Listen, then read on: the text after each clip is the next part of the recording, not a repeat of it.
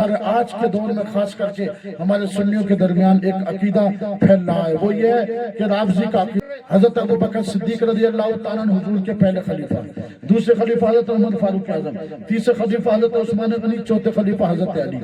آج ایک فرقہ پھیلا ہے ہمارے درمیان، اللہ علی کا پہلا نمبر ہے خلافت میں، وہ سب سے اعلیٰ ہے، وہ نبی کے داماد ہیں۔ لیکن آئیے ہم اس عقیدے کو کتابوں سے سیکھتے ہیں۔ کیا غریب نواز کا یہ عقیدہ تھا؟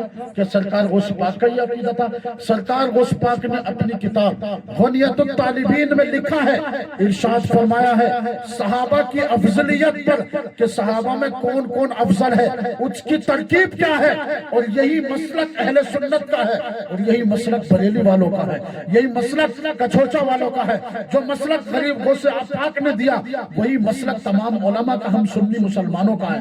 اگر کوئی اس مسلک کو بگاڑنا چاہے گا تو یاد رکھنا ایسے لوگوں سے دوستی، ایسے لوگوں سے رشتہ داری ہمارے لیے حرام ہے۔ اس لیے کہ سرکار غوث پاک رضی اللہ تعالیٰ عنہ غنیت الطالبین میں لکھتے ہیں صحابہ کا اگر کوئی گستاخ ہے، یعنی حضور نے فرمایا تھا جو میرے صحابہ کے راستے پر چلے گا وہ ہدایت پا جائے گا، اور جس نے صحابہ کے میرے اور میرے صحابہ کے راستے کو چھوڑا وہ گمراہ ہو جائے گا۔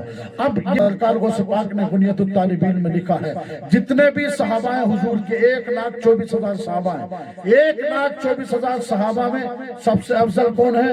بیعت رضوان والے صحابہ، جنہوں نے مکے کے درمیان بیعت رضوان میں 1400 صحابہ جنہوں نے حضور کے ہاتھ پر بیعت کی تھی حضرت عثمان غنی کے لیے، تو وہ 1400 صحابہ تمام صحابہ میں افضل ہیں۔ پھر اس کے بعد سرکار غوث پاک فرماتے ہیں جنگ بدر کے جتنے بھی صحابی ہیں پھر وہ صحابی افضل ہیں، یعنی صحابہ کی ترکیب بتائی۔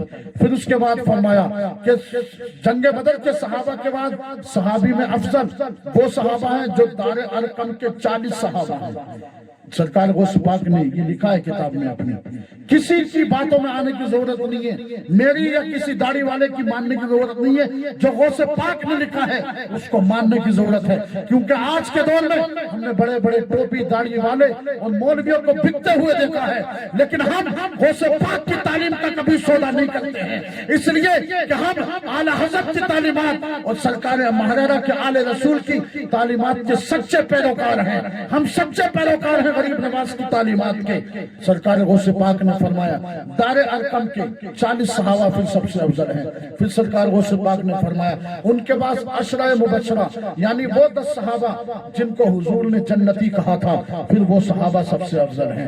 پھر سرکار غوث پاک آ کے لکھتے ہیں ان کے بعد پھر حضور کے 4 یار خلیفہ سبحان اللہ، یعنی حضرت ابو بکر کا پہلا نمبر، پھر حضرت غوث پاک لکھتے ہیں حضرت عمر فاروق اعظم کا دوسرا نمبر، حضرت عثمان غنی کا تیسرا نمبر، حضرت مولا علی مشکل کشا کا چوتھا نمبر۔ عزیزان گرامی، اس ترکیب سے صحابہ کی فضیلت کو سرکار غوث پاک نے لکھا اور امت تک یہ صحابہ کا مسلک پیش کر دیا اور بزرگوں کا مسلک بتا دیا۔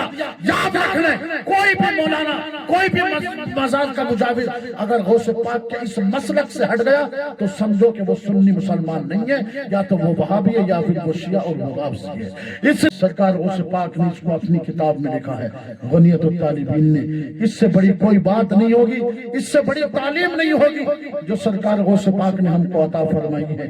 وہی تعلیمات ہمیں سرکار اعلی حضرت نے عطا فرمائی کہ زندگی بھر مسلک اعلی حضرت، مسلک اہل سنت پر قائم رہو، اپنے بزرگوں کے عقیدے اور ان کی تعلیمات کی خدمت کرتے رہو۔ انشاءاللہ تعالی اللہ نے چاہا تو ہمارا بھی بیڑا پار ہوگا، اور تعالی مجھے اور آپ کو عمل کی توفیق عطا فرمائے۔ مولا تبارک و تعالی مجھے اور آپ کو علم دین خوب سیکھنے کی اور عمل کرنے کی توفیق عطا فرمائے۔ اللہ پاک ہماری آنے والی نسلوں کو علم دین